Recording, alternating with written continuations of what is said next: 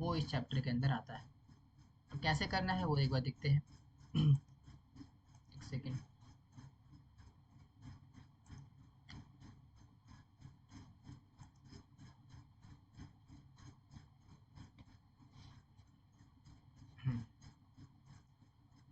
What I am going to do is, हाँ, Chrome tab share कर, ठीक है जी, शेयर हो गया। हाँ। तो लेट्स स्टार्ट। तो अध्याय 12 छोटा सा चैप्टर है, इसको फिनिश कर लेंगे, बहुत छोटा चैप्टर, ज़्यादा बड़ा नहीं है। और कोशिश करेंगे कि चैप्टर 13 में साथ में स्टार्ट हो जाए। तो अध्याय 12 पाठ 1। तो अर्जुन कह रहे हैं अध्याय की शुरुआत में भगवान से, क्या कह रहे हैं? अर्जुन उवाच एवं सतत युक्ता ये भक्तस्त्वां पर्युपासते ये चाप्याक्षर अव्यक्तम तेषां के योग वित्तमा। तो कह रहे हैं, अर्जुन ने पूछा, क्या पूछा? कौन अधिक परिपूर्ण परिपूर्ण माना जाते हैं? वे जो सदा आपकी भक्ति में वे लगे रहते हैं, या वे जो निराकार ब्रह्म की उपासना करते हैं जो अप्रकट है? तो साफ है, एकदम डायरेक्ट क्वेश्चन है, कोई घुमा फिरा के बात नहीं करी अर्जुन ने, एकदम साफ सुथरा क्वेश्चन पूछा कि प्रभु कौन श्रेष्ठ है। यानी कि दो प्रकार के उपासक है, एक तो आपके निराकार जो अपने विश्व दिखाए ना, एक तो उसकी उपासना करते हैं, और दूसरे लोग हैं जो कि आपके साकार रूप की, विष्णु रूप कृष्ण रूप की उपासना करते हैं। तो दोनों ही प्रकार की प्रजाति में, दोनों ही प्रकार के व्यक्तियों में कौन ज़्यादा श्रेष्ठ है? वो जो निराकार की उपासना करते हैं वो, या वो जो साकार की उपासना करते हैं वो? ठीक है। तो जब ये अर्जुन ने क्वेश्चन पूछा, भगवान क्या करेंगे इसका उत्तर देते हैं, तो देखते हैं भगवान ने क्या उत्तर दिया। श्री भगवान वाचा मया वेशा मनो ये माम नित्ययुक्ता उपासते श्रद्धया परिपेतास्ते ये युक्तात्ममामता। भगवान ने कहा, जो लोग अपना ध्यान मेरे स्वरूप पर केंद्रित करते हैं और अत्यंत श्रद्धा पूर्वक मेरी उपासना में लीन रहते हैं, मैं उन्हें ही सबसे परिपूर्ण मानता हूँ। तो भगवान ने अपना मत दे दिया। दुनिया वाले चाहे जो मर्जी बोले कि इसकी उपासना श्रेष्ठ है, उसकी उपासना श्रेष्ठ है, डज नॉट मैटर। भगवान ने खुद बोला साफ साफ कि मेरा मत क्या कहता है, व्हाट इज माय ओपिनियन। मेरा ओपिनियन है कि क्या, मेरी भक्ति में सेवा ज़्यादा श्रेष्ठ है। यानी कि निराकार की उपासना वाले भी और भक्ति में सेवा वाले भी, इन दोनों में श्रेष्ठ कौन है मेरी? जो कि भक्ति में सेवा करते हैं, मेरे साकार रूप की उपासना करते हैं। ठीक है जी। आप जब हमारे निष्कर्ष दे दिया, कंक्लूजन दे दिया, गेट बंद कर दो, कंक्लूजन दे दिया, तो मोहन क्या करेंगे इसका एक्सप्लेनेशन करेंगे, उसको डिटेल में बताएंगे कि वास्तव में किस प्रकार से भक्ति योग श्रेष्ठ है। और क्या कह रहे हैं? ये तक अक्षरम, ये तक्षरं निर्देशतं अव्यक्तं योपासते सर्वत्रागमचिन्तत्वं चाकुटस्थम् अचलं ध्रुवं संयमेन्द्रियार्गामं सर्वत्र बन्धया ते प्राप्नुवन्ति मामेव सर्वभूतो हितो रता। एक सेकंड, ड्यूटी में भी आए, जस्ट अ सेक।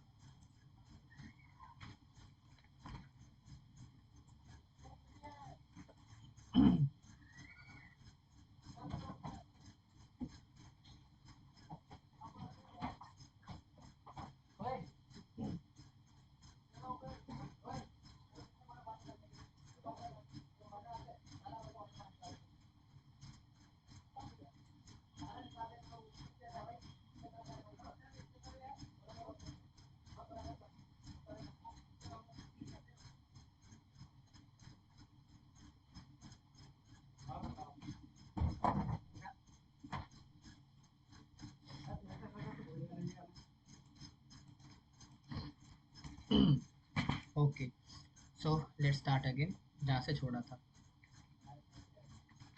हाँ जी, तो क्या कह रहे हैं भगवान यहाँ पे? Let's see. हरे कृष्णा। तो कह रहे हैं, लेकिन जो लोग अव्यक्त, हाँ, इंद्रियों को अनुभूति से परे, सर्वव्यापी, अकल्पनीय, अपरिवर्तनीय, स्थिर और अचल, यानी परम सत्य की निराकार अवधारणा की पूर्ण उपासना करते हैं, वे विभिन्न इंद्रियों को नियंत्रित करते हुए और सभी के प्रति समान भाव रखते हुए सभी के कल्याण में लगे रहने वाले से व्यक्ति अंततः मुझे प्राप्त करता है। यानी कि भगवान बता रहे हैं कि निराकार की उपासना भी बुरी नहीं है। हालांकि भक्ति योग श्रेष्ठ है, भक्ति करना मेरे साकार की उपासना करना ज़्यादा श्रेष्ठ है, लेकिन फिर भी अगर कोई व्यक्ति निराकार की उपासना भी कर रहा है ना, तो इंद्रिय नियंत्रित करता है, सही प्रकार से संभाव रहता है ना। और अंत में अनेक अनेक प्रकार के कल्याण कार्य करेगा, सामाजिक कार्य करेगा, है ना, पुण्य कार्य करेगा। तो जितने भी समाज के कल्याण कार्य है वो सारे समाज के कल्याण कार्य करके अंतोगत्वा मुझे ही प्राप्त करेगा। तो यानी कि भगवान बैलेंस करके चल रहे। पहले अर्जुन ने पूछा कि क्या श्रेष्ठ है, भक्ति योग या निराकार, यानी कि भगवान की निराकार की उपासना या साकार की उपासना। तो भगवान ने बोला क्या कि साकार रूप की उपासना करना ज्यादा श्रेष्ठ है। फिर अभी क्या बोल रहे हैं, हालांकि साकार रूप की उपासना करना ज्यादा श्रेष्ठ है, लेकिन फिर भी निराकार की उपासना करने वाले भी अल्टीमेटली अंतोगत्वा मुझ तक ही प्राप्त करते हैं, लेकिन थोड़ा घूम घाम के आते हैं अलग अलग प्रकार के कल्याण कार्य करने के बाद। ठीक है जी। अब देखते हैं आगे क्या कह रहे हैं। क्लेशो दिक्करस्तरस क्लेशो दिक्कतरस्तेषाम् अव्यक्तायत चेतसाम् अव्यक्ता हि गतिर्दुःखं देहवृत्तकृपवयत् कृप कृपवत्ते।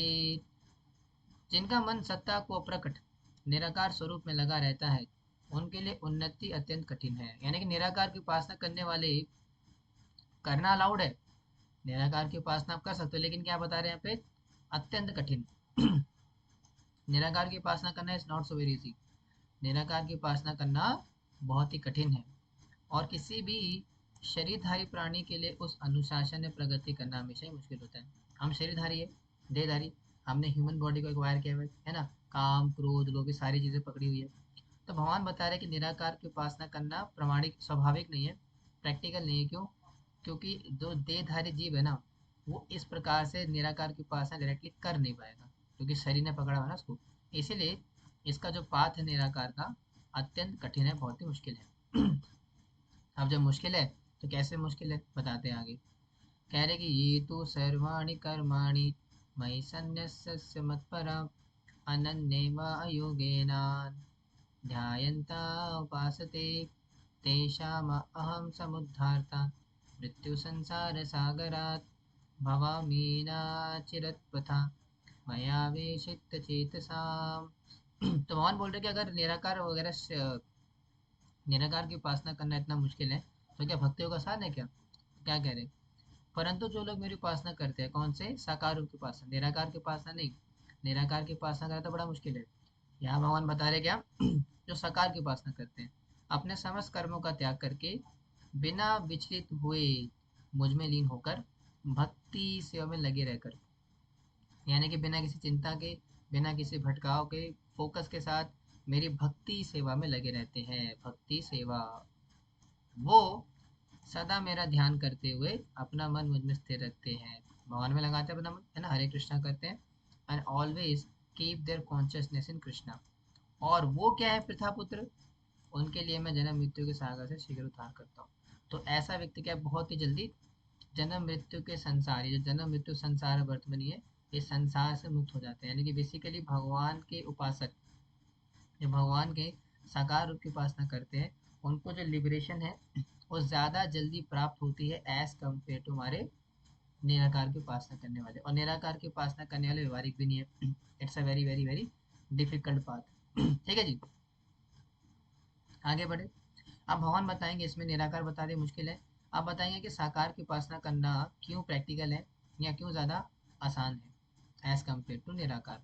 तो क्या कह रहे कि मया एवा मना आध्यस मयि बुद्धि निवेशया निवश्यसि मयि एव अथा ऊर्ध्वा न संशया। तो बस अपना ध्यान मुझ पर, परमेश्वर पर स्थिर कर लो और अपनी सारी बुद्धि मुझ में लगा दो, इस प्रकार तुम निस्संदेह सदा मुझ में ही रहोगे। तो उन्होंने सिंपल सा प्रोसेस बताया कि अपना ध्यान मुझ में लगा दो और सदा सदा मेरे पे चिंतन करो, मेरी बुद्धि, सॉरी, अपनी बुद्धि को, सारी बुद्धि, थोड़ी बड़ी नहीं, सारी सारी बुद्धि मुझ में लगा दो, इस प्रकार तुम निस्संदेह सदा मुझ में रहोगे। तो यानी कि आप अगर मृत्यु संसार वर्तमनि, इस भौतिक संसार से मुक्ति प्राप्त करना चाहते हो तो सिंपल सा प्रोसेस करो। क्या प्रोसेस है कि भगवान में अपने मन में लगा, भगवान, अपने मन को भगवान में लगा दो, अपनी बुद्धि अपना मन पूर्ण रूपेण केंद्रित कर दो भगवान के ऊपर। और जैसे ही आप पूर्ण रूपेण अपना मन बुद्धि भगवान में केंद्रित कर दोगे तो ऑटोमेटिकली भगवान क्या करेंगे, आपका इस संसार से, मृत्यु संसार वर्तमनि, आपका मुक्ति प्रदान करेंगे। लेकिन अगर कोई व्यक्ति बोले प्रभु जी मैं ना थोड़ा पतित आदमी हूँ, जैसे हम सब है ही, मैं ना लगा नहीं सकता हूँ आपने मन को, अपनी बुद्धि को आप में टिका नहीं सकता हूँ, क्या करें, हमारा मन हर जगह लग जाता है, संसार में हर जगह, मूवीज में है, गेम्स में है, लेकिन ना आप में नहीं लगता प्रभु, बुद्धि आप में नहीं लगती, बस बुद्धि हर जगह लग जाएगी, पैसा कैसे कमाना है, संसार में कैसे कर्म करना है, सारा कुछ बुद्धि लग जाती है वहाँ पे। लेकिन आप में बुद्धि कैसे लगेगी, बहुत मुश्किल है, नहीं लग सकती, तो क्या करेंगे फिर, अगर भगवान ने बुद्धि नहीं लग रही तो क्या करें, उसके लिए बता रहे भगवान next step, what should you do if your mind and intelligence are not capable enough to be focused on Krishna, so you should do this thing, क्या, अथा चित्तम समाधातुम ना शोकनसी मयि मयि स्थिरम अभ्यास योगिना ततो मामेचा गुप्तम धनंजया। तो ये कर लो भैया। हे धन के विजेता अर्जुन, यदि तुम बिना विचलित हुए मन पर अपना ध्यान केंद्रित नहीं कर सकते, नहीं कर सकते, अर्जुन भी नहीं कर सकते और हम भी नहीं कर सकते, यानी कि बिना विचलित हुए हमारा मन तो भैया 1 सेकंड के लिए भी विचलित, 10 सेकंड के लिए भी नहीं टिकता, हमारा मन तो विचलित होता ही है। इसलिए भगवान क्या कह रहे हैं, अगर आपका मन मेरे में नहीं लग पाएगा, अगर आपका मन अविचलित भावना से मुझ में नहीं लग पाएगा तो क्या करो, तो भक्ति योग के नियमों का पालन करो, इस प्रकार मुझे प्राप्त करने की इच्छा उत्पन्न करो। तो क्या करना है, अगर भगवान में मन नहीं लग रहा तो नियम कायदे फॉलो कर लो, 16 माला, 4 नियम, है ना, जो भक्ति के नियम कायदे हैं, एकादशी का व्रत रखना, तो जितने भी रूल्स एंड रेगुलेशंस है भक्ति, अगर मन नहीं लगा पा रहे तो भक्ति के विधि विधानों का पालन कर लो, भक्ति के विधि विधानों का पालन करने से आपका मन भगवान में ऑटोमेटिकली लग जाएगा। तो ये सेकंड स्टेप है। अब फिर कोई बोलेगा प्रभु जी मेरे से ये भी नहीं हो सकता, मैं तो बड़ा ही पतित आदमी हूँ, मेरा ना ये जो है भक्ति के नियम कायदे हैं ना उससे फॉलो नहीं होते, 4 नियम तो बड़ी दूर की बात है, चाय कॉफी में नहीं छोड़ सकता हूँ, मुझे नॉनवेज खाना बड़ा पसंद है, कैन नॉट लीव। या प्याज लहसुन खाना बड़ा पसंद है, प्याज लहसुन के बिना सब्जी नहीं बना सकता हूँ मैं प्रभु जी, राजमा चावल खाऊंगा बिना प्याज लहसुन के कैसे खा सकता हूँ, so I am not able to do that. तो भक्ति के विधि 16 माला नहीं कर सकता हूँ, मेरी इतना समय नहीं मेरे पास, तो भक्ति के विधि विधानों का पालन मैं नहीं कर सकता, तो क्या करूँ फिर अब, तो भगवान बता दे थर्ड स्टेप, अगर ये भी नहीं कर पा रहे तो फिर तीसरा काम कर लो, क्या करना है, अभ्यास अभ्यास से समार्थोसी मत्कर्म परमो भवा मदर्थपि कर्माणि कुर्य सॉरी मदर्मपि मदर्थपि कर्माणि कुर्वन् सिद्धिमाप्याप्सि सॉरी मदर्थमपि कुर् मदर्थमपि कर्माणि कुर्वन् सिद्धिमवाप्स्यसि। यदि आप भक्ति योग के नियमों का पालन नहीं कर सकते, मान लो कि अगर कोई व्यक्ति बोले प्रभु जी मुझसे ये भी नहीं होता, भक्ति के कायदे कानून पालन करना मेरे लिए संभव नहीं है, I am not able to follow the rules and regulations of Krishna consciousness, तो क्या करूँ, तो बस मेरे लिए काम करने का प्रयास करो, निष्काम कर्म कर लो भैया, यानी कि मैंने जो शास्त्र में अपने कर्म बताया, ब्राह्मण क्षत्रिय शूद्र वैश्य, निष्काम कर्म करना शुरू कर दो, मेरे लिए कर्म करना शुरू कर दो, नौकरी में जाओ, पैसा कमाओ 50,000 महीना और सारा ला करके मुझे दे दो, क्योंकि क्यों करना है, क्योंकि मेरे लिए काम करने से ही आप परिपूर्ण अवस्था तक पहुंचोगे, तो यानी कि अगर आप वो निष्काम कर्म भी कर लोगे तो निष्काम कर्म करने से भी आप अल्टीमेटली मुझे प्राप्त कर जाओगे, लेकिन फिर समस्या आएगी।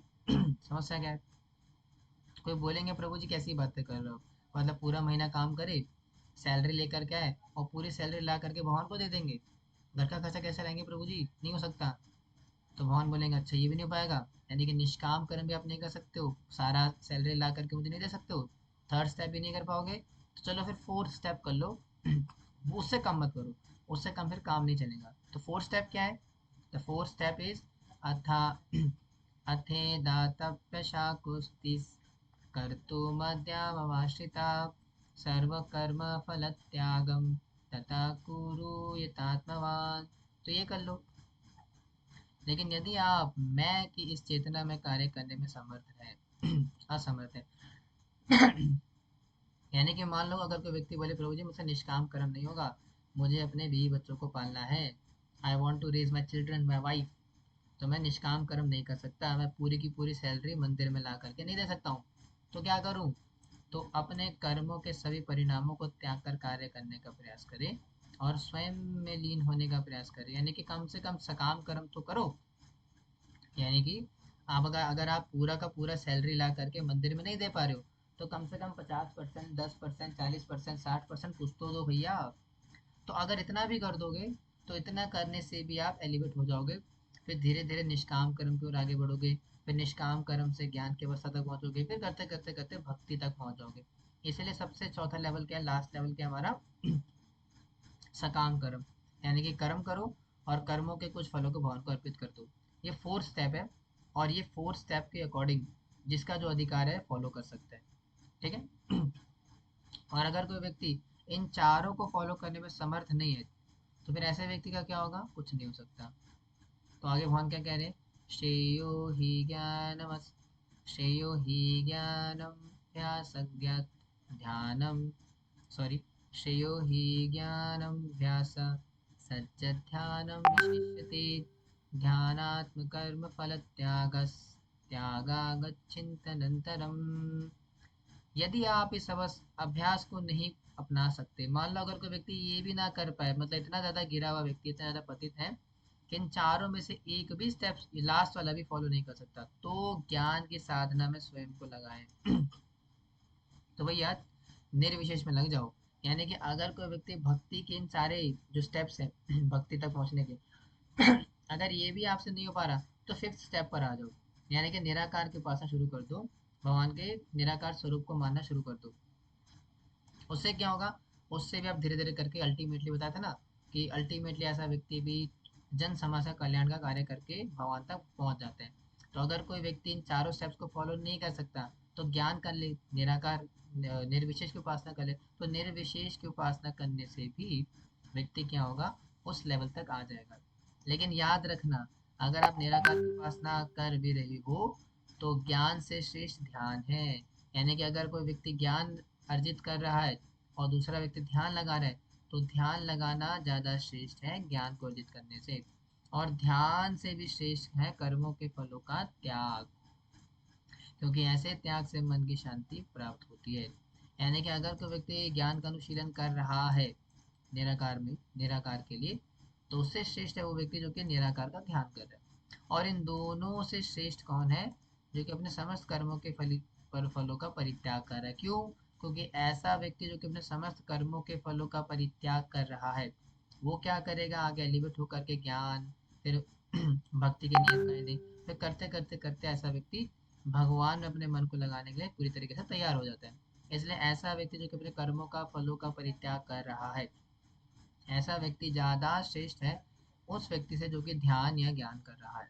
ठीक है जी। So these are the 5 steps जो कि भगवान रिकमेंड कर रहे हैं आपको हायर एलिवेशन के लिए, मृत्यु संसार वर्तमनि, इस संसार से मुक्ति प्राप्त करने के लिए। और आगे क्या कह रहे हैं, लेट्स सी। अद्वेष्टा सर्वभूतानां मैत्रा करुण एव च निर्ममो निरहंकार समदुःखा सुखा शमे संतुष्टा सततं योगी यात्मा दृढ़ निश्चय मयि अर्पित मनो बुद्धि मद्भक्ता सा मे प्रिया। तो भगवान अब इन सारी प्रोसेस को, जो 5 स्टेप्स हैं, इन पांचों के पांचों स्टेप्स के कुछ प्री रिक्विसाइट्स बता रहे हैं। प्री रिक्विसाइट्स का क्या मतलब होता है कि जैसे अगर हमें कॉलेज में एडमिशन लेना है, तो उससे पहले कुछ बेसिक क्वालिटीज़ होती है जो कि हमें एक्वायर करनी चाहिए उस एंट्रेंस एग्जाम में बैठने के लिए या उस कॉलेज में एंट्री लेने के लिए। वैसे ही अगर कोई व्यक्ति उन चारों स्टेप्स में किसी में भी आता हो या फिर निराकार की उपासना कर रहा हो, दोनों ही व्यक्तियों के अंदर ये कुछ क्वालिटीज़ हैं जो कि होनी चाहिए। कौन कौन सी? जो ईर्ष्यालु नहीं है, बल्कि सभी जीवों का मित्र है, जो स्वयं को स्वामी नहीं समझता, झूठे अहंकार से मुक्त है, जो सुख और दुख दोनों में संभाव रखता है, जो सहनशील है, सदा संतुष्ट रहता है, संयमी है और दृढ़ निश्चय के साथ भक्ति सेवा में लगा रहता है, जिसका मन और बुद्धि मुझ पर स्थित है, ऐसा भक्त मुझे अत्यंत प्रिय है। तो ये क्वालिटीज है। अगर आप आगे बढ़ना चाहते हैं, इस मृत्यु संसार अवर्तमनि, इस मृत्यु वाले संसार से मुक्ति प्राप्त करना चाहते हो, तो ये सारी क्वालिटीज, ईर्ष्या ना होना, सबके प्रति मित्रता का भाव लेकर के, यानी सारी क्वालिटी जो बताई भगवान ने, इन सारी क्वालिटीज को आपने डेवलप करना होगा। जब तक आप इन सारी क्वालिटीज़ को डेवलप नहीं करेंगे तब तक आप जो है आगे फर्दर प्रोसेस में एडवांस नहीं कर सकते, चाहे आप वो जो 4 स्टेप्स बताए उसमें आते हो या 5th स्टेप निराकार विशेष यानी कि साकार के उपासना करो तो भी, और अगर निराकार की उपासना कर रहे हो तो भी, ये सारी क्वालिटीज आपके अंदर होनी चाहिए। आज समझ में क्या चल रहा है कॉन्सेप्ट, फ्लो क्या चल रहा है, गेटिंग द फ्लो, भगवान किस फ्लो में बता रहे हैं, समझ में आ रहा है ना, whatever the flow is going on. आ रहा है, नहीं आ रहा? हम्म, नहीं आ रहा, चलो कोई बात नहीं, आगे बढ़ते हैं। अब आगे भगवान क्या बताते हैं, आगे कह रहे हैं कि यस्मानो द्विजते लोको लोकानो द्विजते चया हर्षं हर्षाभयो मुक्ताया सा च मे प्रिया। जो किसी को भी कठिनाई से नहीं डरता डालता, और जिसे कोई भी विचलित नहीं कर सकता, जो सुख और दुख में भय और चिंता में संभाव रखता है, वह मुझे अत्यंत प्रिय है। तो भगवान बता रहे कौन सी क्वालिटीज है जो कि व्यक्ति भगवान को प्रिय बनाती है, मतलब भगवान को अच्छी लगती है। यानी कि अगर आप ये क्वालिटीज को डेवलप कर लेंगे तो आप भी क्या बन जाएंगे, भगवान के प्रिय बन जाएंगे सारी, ठीक है। कठिनाई में ना डगमगाना, विचलित ना होना, सुख दुख में संभव रहना, चिंता की चिंता ना करना सके। तो अगर कोई व्यक्ति इन सारी क्वालिटीज को डेवलप कर लेगा तो ऐसा व्यक्ति भगवान का प्रिय बन जाता है। और कौन कौन सी क्वालिटी चाहिए, आगे भगवान बताते हैं। अनापेक्षा शुचिर्दक्षा आतो गत्ता अव्यथा सर्वा सर्वा परित्यागी यो मद्भक्ता समे प्रिया। और क्या है भक्ति क्वालिटीज, यानी कि ये सारी क्वालिटीज कौन सी है जो कि भक्त के अंदर होती है, जो कि भगवान को बड़ी प्रिय है, ये सारी क्वालिटीज की चर्चा हो रही है। और आगे कौन कौन सी क्वालिटी बताते हैं, मेरा वह भक्त जो सामान्य कर्मों पर निर्भर नहीं है, जो शुद्ध है, कुशल है, चिंताओं से मुक्त है, सभी कष्टों से मुक्त है और किसी परिणाम के लिए प्रयास नहीं करता, वह मुझे बहुत प्रिय है। जो सारी क्वालिटीज है जो कि भगवान को प्रिय है, और फर्दर क्वालिटीज आ रही है, ठीक है। तो और बता दे भगवान क्वालिटीज क्या बता रहे हो, और यो ना हश्यन्ति ना दृष्टि ना शोचति न कांक्षति शुभाशुषु परित्यागी भक्ति मान्य समे प्रिया। जो ना तो प्रसन्न होता है और ना दुखी होता है, जो ना तो विलाप करता है और ना इच्छा करता है, और जो शुभ और अशुभ दोनों चीजों का त्याग करता है, ऐसा भक्त मुझे प्रिय है। ठीक है जी। तो सब आपको त्यागना पड़ेगा, इन सारी क्वालिटीज को आपको डेवलप करना पड़ेगा if you want to become the special of Krishna. अगर आप कृष्ण के स्पेशल प्रिय बनना चाहते हैं तो सारी क्वालिटीज को आपको डेवलप करना चाहिए। और क्या करना चाहिए, समा शत्रु च मित्रे च तथा मानपमानयो शीतोषणा सुखदुःखेषु समासङ्गविवर्जिता तुल्यनिन्दास्तुतिर्मौनि सन्तुष्टो येन केनचित् अनिकेतस्थिर आत्मभिः अनिकेतस्थिरं तिर्भिः किन्तिमान्यप्रियो नरः। जो मित्र और शत्रु से संभाव रखता है, जो मान सम्मान और अपमान, गर्मी और सर्दी, सुख और दुख, यश और अपयश में समान रहता है, जो हमेशा दूषित संगति से दूर रहता है, जो हमेशा मौन और हर चीज से संतुष्ट रहता है, जो किसी निवास की परवाह नहीं करता, जो ज्ञान में स्थिर है और जो भक्ति सेवा में लगा रहता है, ऐसा व्यक्ति मुझे बहुत प्रिय है। तो भगवान क्या बता रहे हैं अपने प्रिय भक्त की निशानी, और अंतिम श्लोक में क्या बोलते हैं, कौन सा भक्त मुझे प्रिय है, जो ये तो धर्मामृतमिदम यथोक्तं परुपासते श्रद्धा नामत्परमा भक्तास्ते तेस्वी में श्रद्धया नामत्परमा भक्त्या सेतीव में प्रिया। जो लोग भक्ति सेवा के इस अविनाशी मार्ग का अनुसरण करते हैं और जो मेरी पूरी तरह से अवस्था में लीन होकर मुझे सर्वोच्च लक्ष्य मानते हैं, वह मुझे अत्यंत प्रिय है। और अंतिम में क्या कह रहे हैं, जो कि मान सम्मान की इच्छा ना करे,